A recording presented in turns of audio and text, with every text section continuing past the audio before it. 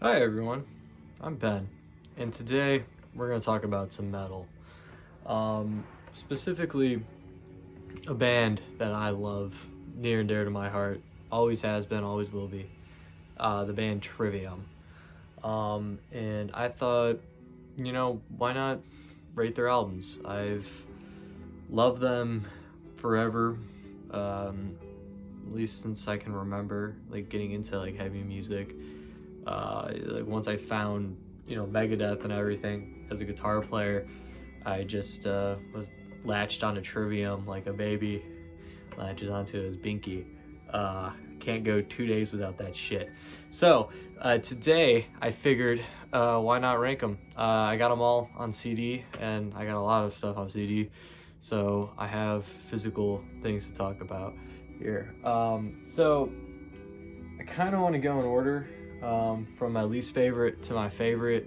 But the top three, they kind of like interchange. They do the thing where it's like Tuesday, I really love Shogun, and then Wednesday I really love Ascendancy. So there's when it gets to like top three and above, it changes. So take that as you will. But anyway, let's start with my least favorite, and I'm gonna have to give it to Silence in the Snow. Not that it's a bad record or anything. It's just not really what I go to Trivium for. If I wanted to hear something along the lines of this, I would listen to power metal. Like I'd go listen to a Blind Guardian record that they put out in like 2010 or whatever. But nonetheless, for what it is, though, there are some really good songs in here. Like a Silence in the Snow. That song's pretty fucking sick. And then The Ghost That's Haunting You, I remember liking that song. Thing That's Killing Me is cool. And then if you have the bonus track version, there's a song called Cease All Your Fire. That song is really sick.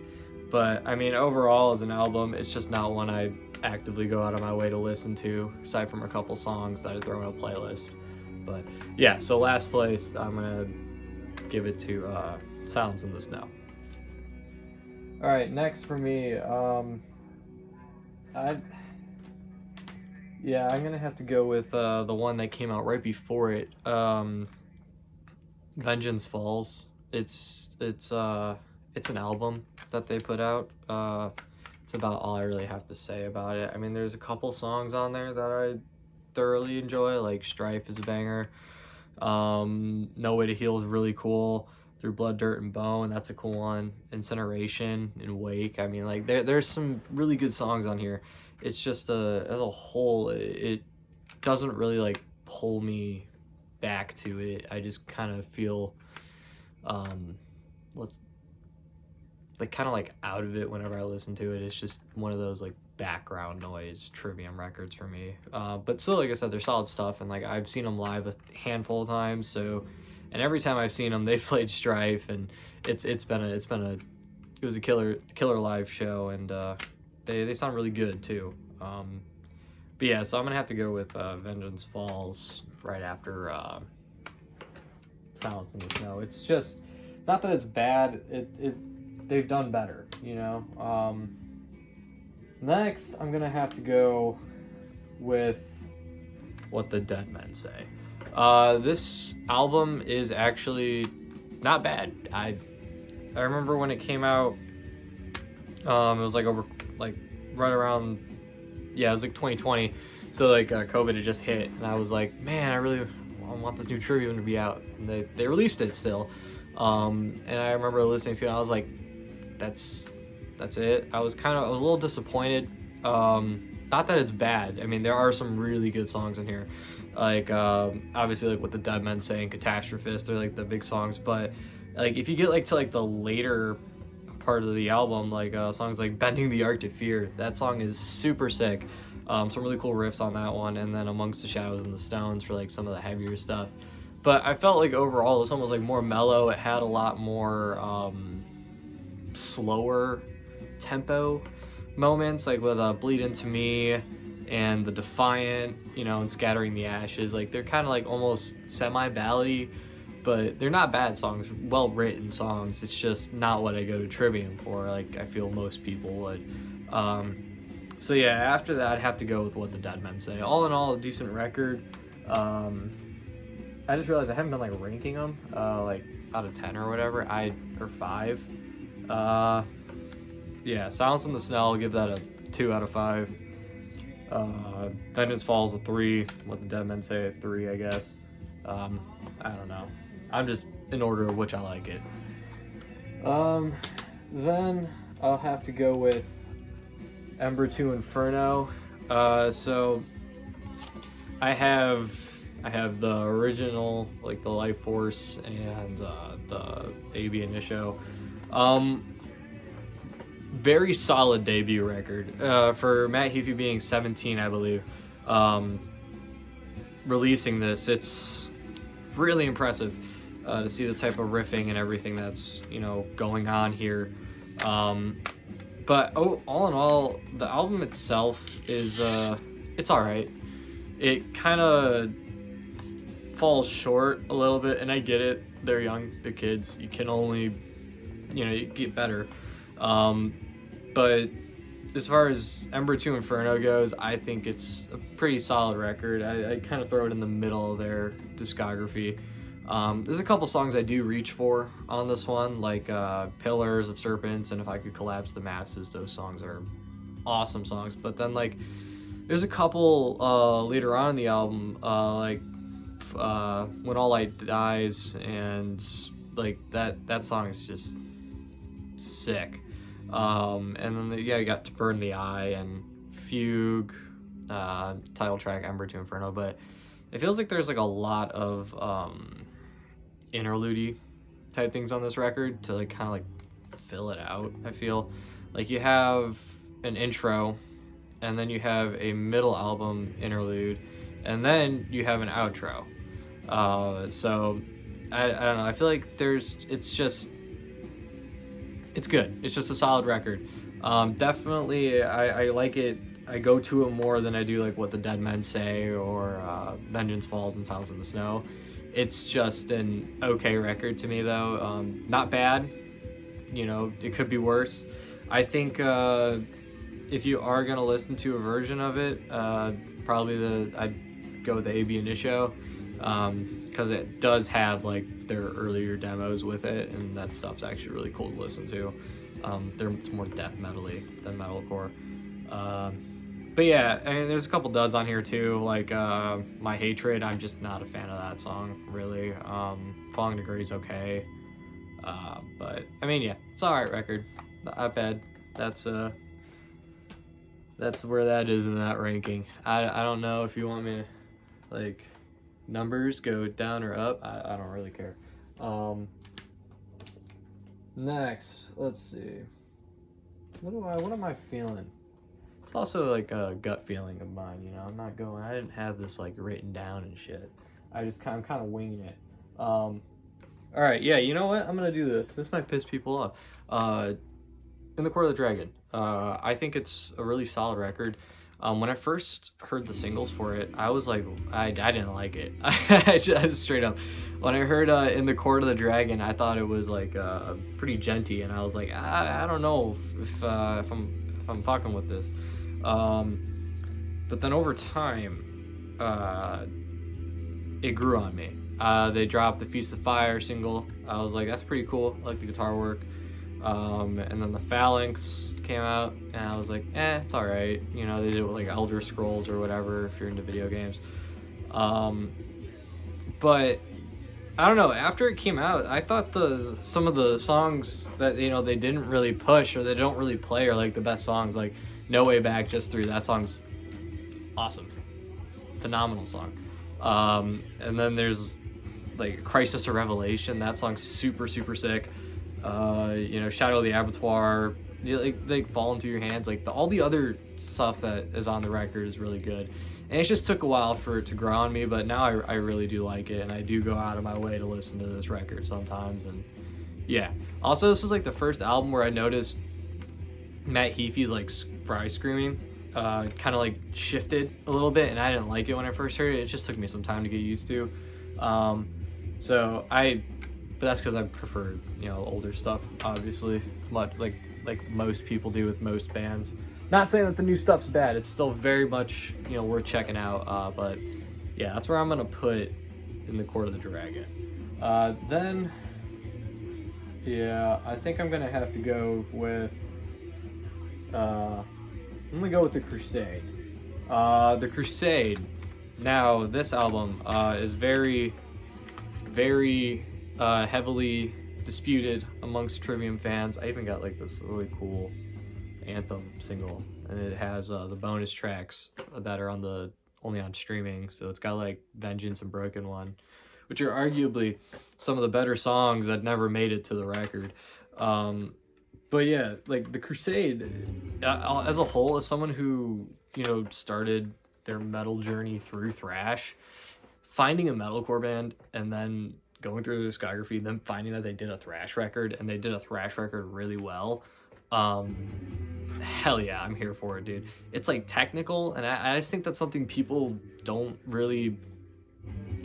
understand about it. Like I like don't notice it because they're only focusing on Matt's vocals. But as someone who likes thrash, I also like the vocals on this record. It's just the guitar work is just really, really disgusting, dude. It's so like brutal at some points. You're just like, this is all in standard, and then this is where they started with the 7 strings, and leading into what comes next. But like this album as a whole is really solid. It's got some really good songs that a lot of people don't talk about, like Ignition and Detonation. Those two back to back, 1-2 right out the gate. You're just brutal tracks. But then there's like Becoming the Dragon. That song is super, super heavy. Contempt Breeds Contamination, and easily like the best 2 songs on here are like Tread the Floods and The Crusade. Like just technical, works of art right there. And it's just super complex songwriting, but yet they made the choruses super digestible. And I get it. They had the hair metal song on here, Anthem, and The Rising, and I'm not a big fan of those songs, but as someone who grew up listening to hair metal, I can greatly appreciate that, and I know it bleeds into my guitar playing as well, so I can commend them for that. But yeah, that's where I'm gonna put The Crusade. I think it's a very fine record. I think it's very, very good. And I feel like it gets way more hate than it deserves. I don't understand why. It's a very thought out record. And that was like around the era where they were kind of hanging out with like John Petrucci, and so they were all like, going crazy, shreddy and shit. All right, next I gotta go with The Sin of the Sentence. This was the album that I checked out like while I was like getting really kind of into like metalcore and stuff. I had heard a couple songs from Ascendancy and In Waves before, and then I heard Betrayer and The Sin and the Sentence. Those 2 songs, they just came on like my Spotify one day while I was mowing the lawn, and I was like, oh, this is pretty cool. But yeah, and so those songs on here were just like, I gotta check this stuff out. So it always kind of holds that special place in my heart. And it was around the time when I was like, the album came out in like 2017. I think that's right. Yeah, 2017. And that's not like when I was really getting into all this stuff. So it was kind of like a newer release as I found it, and it was being pushed, and I was like, oh, this is really good stuff. So yeah, that's kind of why it's here. But all in all, as a record, this thing absolutely just destroys. It kills. The drumming is insane. They got Alex Bent on the kit now. Corey and Matt are firing on all cylinders. The bass lines, Paulo is laying down some absolute thumpers, man. It's a really fun record too to listen to. And there's only like 2 slower tracks on here, being like Other Worlds and like Endless Night. My bad, 3. Beyond Oblivion's a little bit slower, but they do the prog thing where slow and then fast, and very progressive record too. I will say, like longer songs, like 7 6-minute songs on here, and it's they keep you entertained, and they kept me interested, at least. I really enjoyed it. But yeah, I thought Matt sounded great on here as well. But But yeah, all in all, that's where this one's gonna go. Send the sentence, killer record. If you aren't a fan of this one, why? What is wrong with you? And please get your ears checked. All right, moving on. Now this is the top three. This is kind of where it all, like melds together into one. It just depends on the day which one I like more. So for number 3, I'm gonna go with In Waves. Now In Waves was these 3 are gonna be a little bit biased as to when I found the band and what I heard from them. So the song that I heard from this record was In Waves, and I was kind of blown away. It was like the first time I heard anything like that, and I was like, I didn't know guitars could do that. There were a couple bands, which if I keep doing these, you'll hear more about me being blown away by bands, because there's like maybe 5, that'll really do it. But this one was one of them for me, and it was just so formative in my guitar playing and my journey to discovering all types and all different genres of music. But yeah, this album just rips though. Like, biases aside, it's such a killer record. There is so much to unpack with this. And I have both the regular and like the deluxe version, and I want to say this, Trivium, why did you do this? You put your best songs on a deluxe version that you could only get overseas, and it cost me an arm and a leg to get it here in the country which you originate from. I'm sorry, but yeah, like those songs being A Grey So Dark and Shattering the Skies Above, absolutely fucking bangers. I had to get this just for those 2 tracks. But I mean, front to back, this album is non-stop, just heaters. From In Waves to Inception of the End, Dust Dismantled's got some of the heaviest, drumming I think they've almost done. Watch the World Burn's really good. Black, super melodic. A Skyline Severance. I mean, I can just go through the entire album, and it's just non-stop front to back bangers. The only song I could really kind of get rid of and not really care about would be Of All These Yesterdays. I just think it's okay. I mean, I get what they're doing. It's like an album closer type deal. It's not bad, but I also do feel that this one is another one, like if you do have the deluxe version, it's very like interlude heavy. Like a bonus track is an interlude, and it's just hitting the snare like a drummer boy way. I don't know what they were thinking. That didn't really kind of need to be in there, or I felt that at least. Maybe there's more context that I'm missing, but nonetheless, that's where this is gonna go. It's gonna be my number 3. I just absolutely adore this record, love it to death. It's beautiful in many ways. Number 2, I think I'm gonna have to go with Ascendancy. This album was the album for me from them.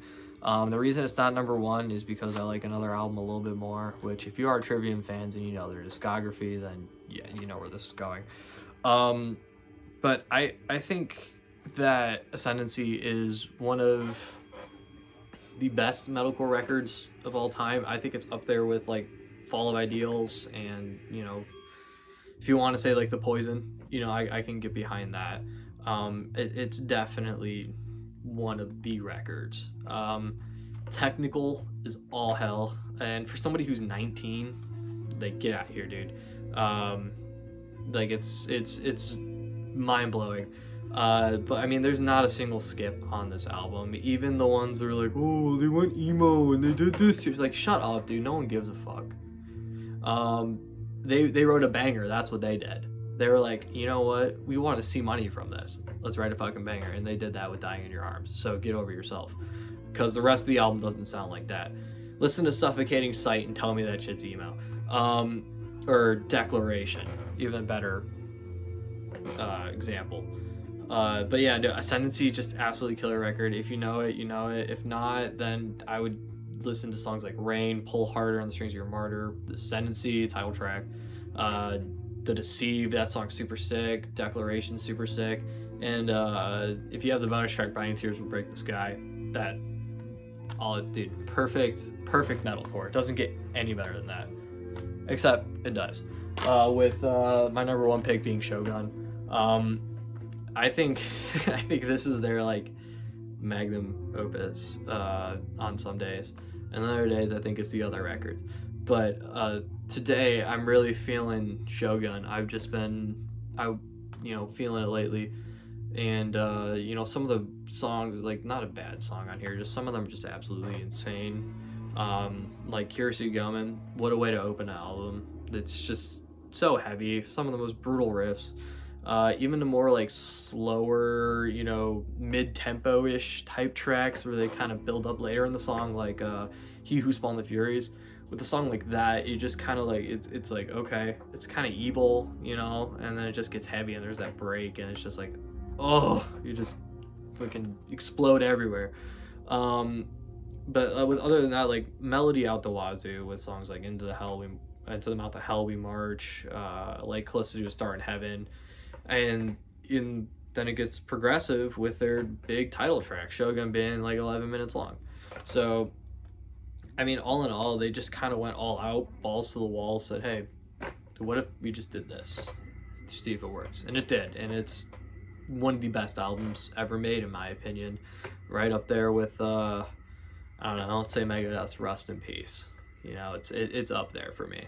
But yeah, I absolutely love this record. I adore it, and that's why today, in this video, it is my number one Trivium record. Yeah, so that'll do it for today, guys. If you enjoyed this video, please leave a like, subscribe, comment down below your order of Trivium records, and if you want to see more bands, just literally comment any band, and I'd probably have it on CD, and I'll talk about it. So yeah, thanks for watching. Peace.